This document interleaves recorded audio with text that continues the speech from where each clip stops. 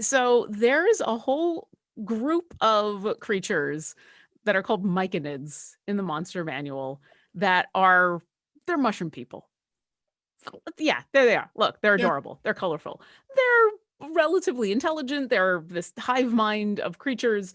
And like as a creature that is going to be something that you encounter, you're not necessarily going to be fighting these things, but I love the story behind them. And especially as a creature that you might encounter in the Underdark, here is something other than death and destruction and mind flayers that you can encounter.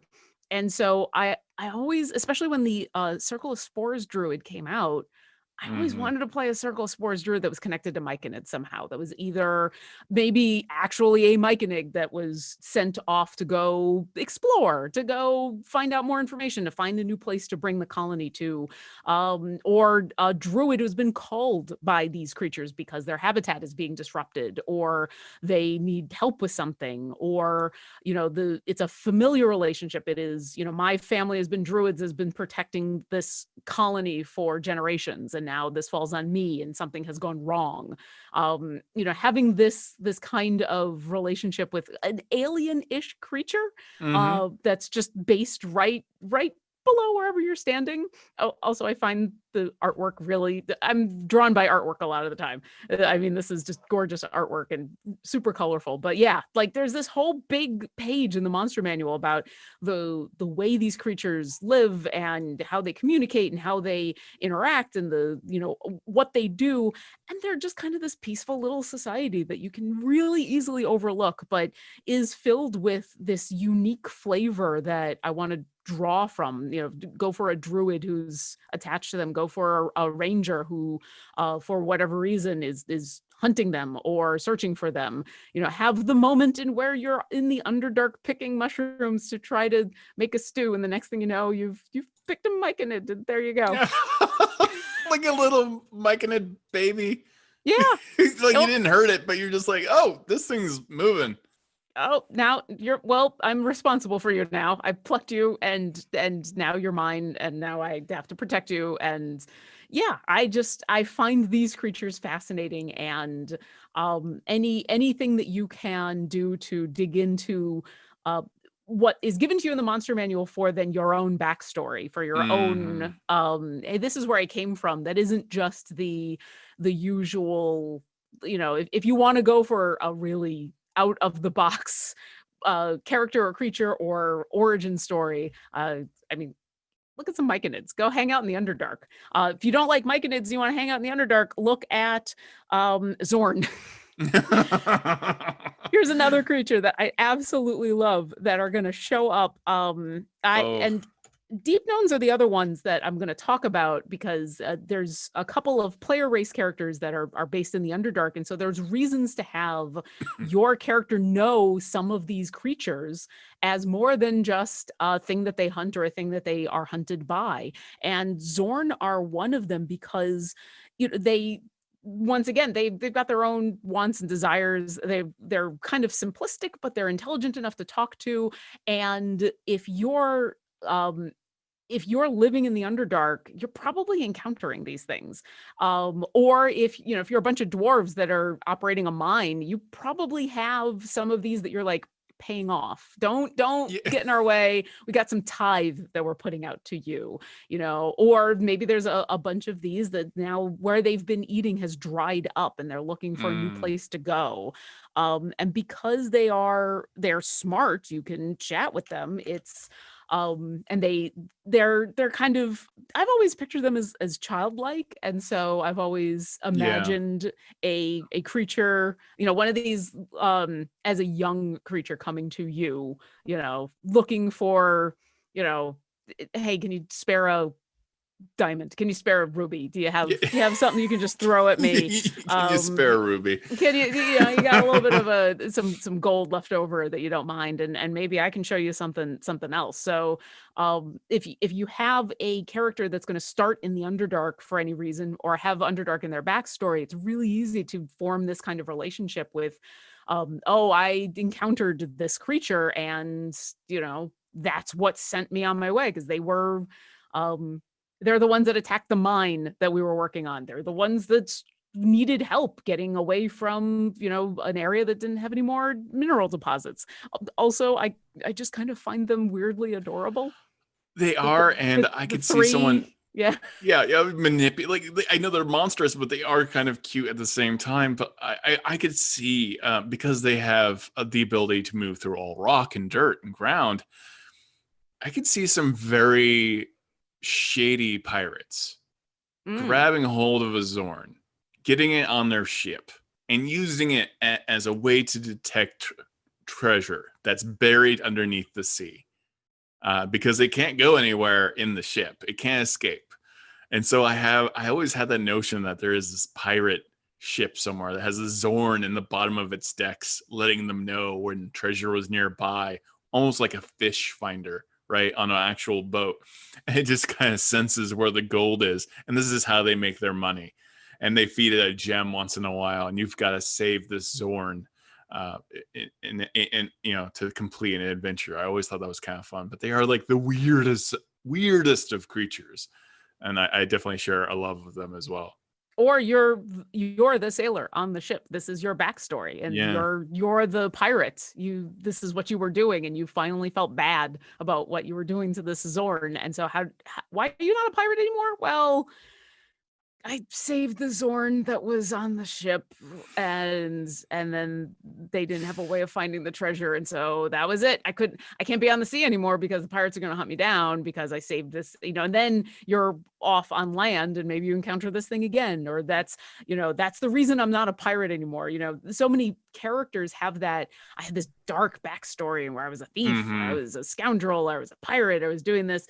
And if you don't want to have the redemption arc start with you still being awful, be like, I already started the redemption. The reason I'm not that pirate anymore, I already did the thing that set me on the path. And so now I'm a character that is going to want to play nice with other people. And, I'm still looking for some redemption for some of the bad things I did. But yeah, we'll work it out. And then every once in a while, some pirates will show up.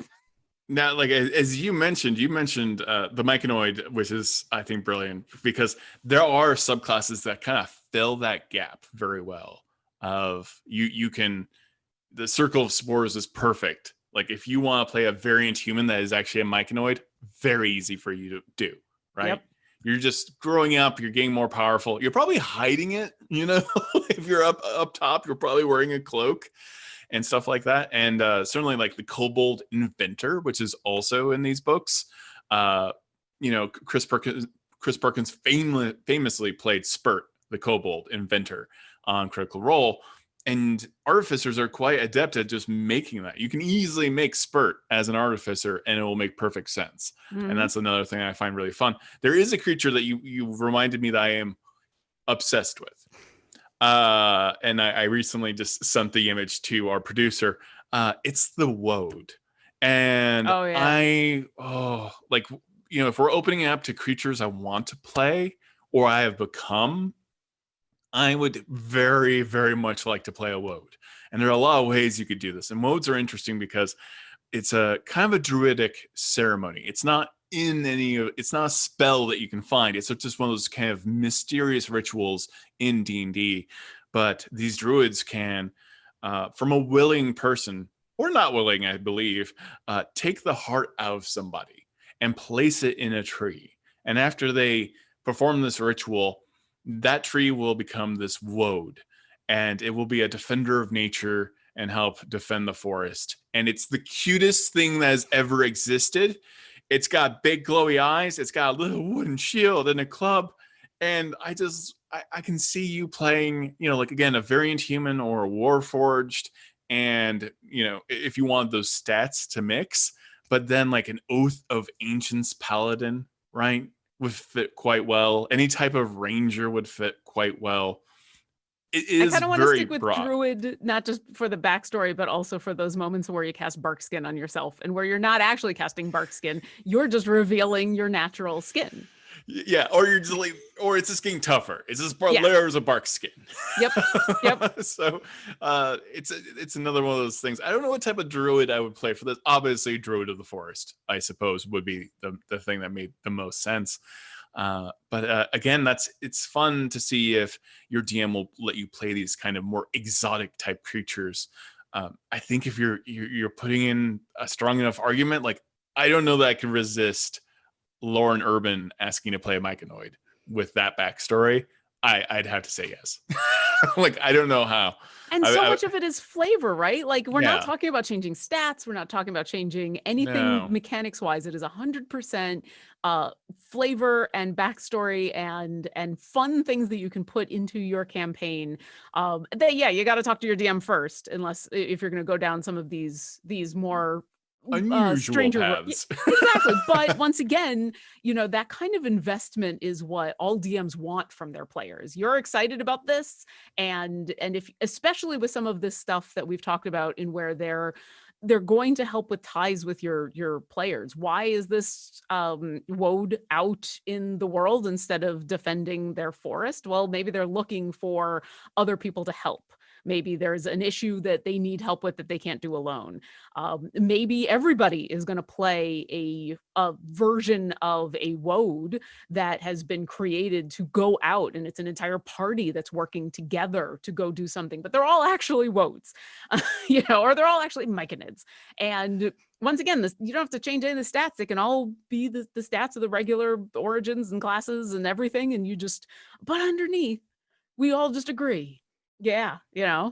And I would gravitate towards that in a heartbeat as a DM. I'd be jumping all over that. Yeah, sure. This is what you want, I can roll with this. And having to hide it, and you could always make the case that this is someone's inside of this, and people will assume you're like a weird Green Knight that is just wearing wooden armor for whatever reason, and you're going to be treated quite strangely, but not as strangely as you would be treated if they found out you really are a woad. I do want to play this character with you now. Your Micanoid with my woad, and we're just like, oh, what's up? Hey, yeah.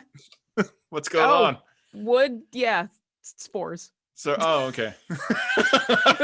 It'd be very simple conversation. There'd be the two characters that don't hang, actually. It'd be on two opposite sides. Or we do, but it's like, we don't need to talk. We get it. We get it. Fine. We enjoy these long silences. I don't have to come up with conversation with you. This is great. We can just sit and be a tree and a mushroom. This is great. But I mean, this is how inspiring, like the art that you find in the Monster Manual and Volo's Guide and Tome of Foes and Ravenloft and Ghosts of Saltmarsh is you look at this art as a player and it develops story so quickly. And the game is called Dungeons and Dragons. You are defined by these experiences, by the very nature of that title. Like, it's easy to have that storyline where a dragon burned down your village. That's totally legit. But monsters influencing your origins only makes sense considering what you are about to probably do in your career as a player in D&D. And so to have like already kind of an intimate connection for good or evil to a monster is a great character flashpoint. It's a great point of inspiration. And the characters I've loved the most have been because of another, like a tie into an entity or a monster very early on. My first character, fooled Asmodeus. You may say that's impossible. He's the one guy who did it. It's based off that Stingy Jack myth, where Stingy Jack tricks the devil to go up a tree and can't get out, makes promises, all this stuff. That kind of folklore permeates lots of mythologies and immediately ties you into that world, that fantasy, that monster, that entity, that how this is influencing your world and may come up later on as well. And that's what's really exciting about the Monster Manual. It just makes me daydream. It is daydream material like I cannot express. I've got one more that I want to pull out if we got a couple more minutes. We do have a couple of minutes. Especially with it being so close to Halloween, especially with all of the fun Strahd stuff that's coming out, especially with the sale for Curse of Strahd, we got to talk about Lycanthropes because yes, I mean it's come up a lot, and there's even some information in the monster manual about turning into one of these were creatures. And if you're going to play Curse of Strahd, there's a fun way to play it in where you are not outsiders who've been pulled into Barovia, but you are natives of Ravenloft, and you've lived there all your life, and now you are the ones going out and doing these adventures. And so being able to play a werewolf is something that is very appealing in that specific realm. And so if you're going to run even a one shot or an entire campaign in and do Curse of Strahd, if you've got characters who want to be native, letting them know about here are some of the other creatures that you're going to encounter. Here are things that people who live here know about this pack that's down the road. They know about all of the different versions of were creatures that you can be. And maybe your character is someone who is a were creature, keeping it hidden. Maybe they're not keeping it hidden. Maybe they're just out and, using their powers to go after Strahd's minions. Maybe they're trying to cure themselves. Maybe they're happy the way they are. Maybe the whole adventure is about hunting down these creatures. Maybe you are, the monster hunter going after the group of lycanthropes. So digging into these creatures as a player, not only are they player options, but they're backstory options, they are future story options. And once again, as a DM, I encourage you to let your players do that. Don't be afraid of letting them see that crunch, because if they're that excited about a story beat or a backstory or anything, this is not a metagame moment. This is a moment in where they want to be invested enough in the story. Let them know about a thing and let them be the expert in the party about werewolves, because they are one, or they knew someone who was one, or they're hunting them because they were so into this. We're going to talk about, I'll mention Critical Role again, and Travis, every time were creatures come up or werewolves, you watch his eyes light up a little bit. And that's that right there. I would be like lobbing every were creature at him if I could. Like, that is right there. Here's the page of the monster manual. What do you want to go explore? So yeah, let your players tell you what they want out of the monster manual. Let them pick pages and say, I want to encounter this, because it makes everybody's life better. And like lycanthropy is such a great relationship with yourself. Like, this is, you're right. I would not be worried about metagaming. Like, your players. I'm not worried about them trying to get the most optimal werewolf build in the game. It's, and what, even if they are, if they're excited about that, sure. You know what? It's a game. It's not PvP. It's not player versus player. And it makes it extremely fun. Like, what do you do when it's full moon? Do you have these uncontrollable rages? Do you have to be locked up by your party members every full moon? How are you managing this? Is it affecting your morality? Do you escape? How do you deal with that? Like, that's what I love about werewolf mythology, is the guilt, the power. And maybe you create your setting so it's not so easy to cure it. Maybe you need a very specific item to cure it, or there's that old, that old myth of like, killing the original werewolf that formed, created you, that kind of mystery as well was super fun. Maybe you just like it. Maybe you just like it so much, and that cleric keeps on trying to cure you, and you're like, no, that's not going to happen. Yeah, we don't need to be cured. We just need to be able to control ourselves. That's all. I like all of this except the going out on the full moon. So how can we prevent that from happening? But the rest of this is pretty cool. So and yeah, right there's a story hook. Yeah, and creates an interesting debate between you and a party member. You and that cleric are probably a little at odds. About, how, like, I can remove that curse. You and I have gone into this. I wanted to save a cursed doll. I felt that doll was perfect. But it's There's no problems with the doll. It's with the curse that wants to kill everybody. That's the problem. No need to defend yourself. I don't know. I was feeling a little called out right there. So yeah, definitely let your players look at the monster manual, Volos. You know, if they come to you with an exciting monster that they're super excited about, dig into it, dive into it. It's so much fun. Oh yeah, I want to play a Werbat so bad. Famously, I've been wanting to play a Werbat since I saw Werbats in 2nd edition Ravenloft Compendium. I've never gotten the chance. I will play a Werbat one day. I swear. I love Werbats. Werbats are the coolest thing. Well, that's all the time we've got for now. But again, big reminder, we have a sale, right? Yeah, there's a giant sale. We're doing a 15% off Monster Manual, Ghost of Saltmarsh, and Volo's Guide to Monsters. There's 3 different codes you can find. If you go to our website, you'll see them right there on the front page. It's pretty easy to find. We've also put them out on socials.